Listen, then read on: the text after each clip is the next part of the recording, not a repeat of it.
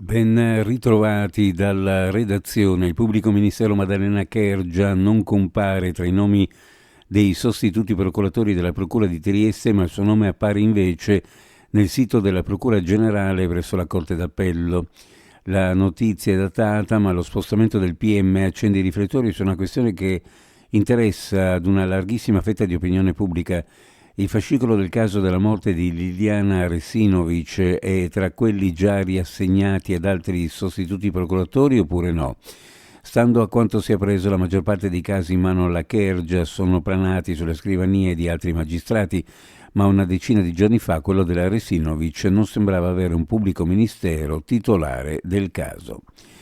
La notevole attività istruttoria della Procura nel 2024 ha comportato grossi recuperi, cioè reintrodotti nei bilanci pubblici soldi spesi o sottratti.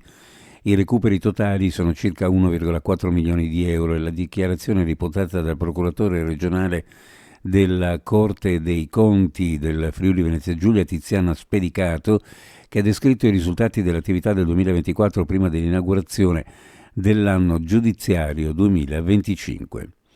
Ancora un episodio di vandalismo ai danni delle autovetture parcheggiate a Trieste tra il Porto Vecchio e la stazione. L'episodio è avvenuto nella serata del 27 febbraio nella bretella tra Largo Città di Santos e il Molo Quarto. In particolare sono stati infranti i finestrini di un'autovettura provocando ingenti danni al mezzo. Non è la prima volta che le macchine parcheggiate in zona vengano prese di mira da ladri e vandali. Uno studentato, palestra, una pista di atletica, leggere, parcheggi dedicati anche ai residenti e quanto prevede il primo atto dell'amministrazione regionale in merito all'area del campus di Via Rossetti a Trieste, che prevede una serie di interventi da attuare in un comprensorio destinato ad ospitare 2500 studenti delle scuole superiori di Trieste. Lo ha affermato l'assessore regionale alle autonomie locali Pierpaolo Roberti, a margine dell'approvazione da parte della Giunta delle linee di indirizzo all'ente di decentramento regionale di Trieste per la distribuzione degli spazi del campus scolastico e polo sportivo scolastico e universitario.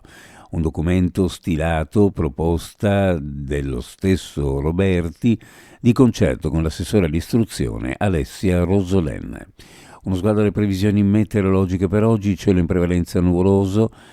Sulla zona montana ancora possibilità di precipitazioni in genere deboli con quota neve a 700-900 metri circa, possibili fino in fondovalle nel Tarvisiano. Da questa sera possibili schiarite a partire da nord sulla costa e sulla fascia orientale, bora moderata, raffiche sostenute dal pomeriggio sera a Trieste.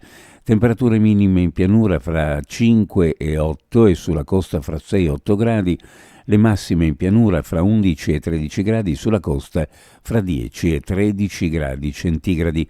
Previsioni a cura di ARPA e FVG Meteo. Ed è tutto per il momento con l'informazione. Grazie per averci seguito. A più tardi.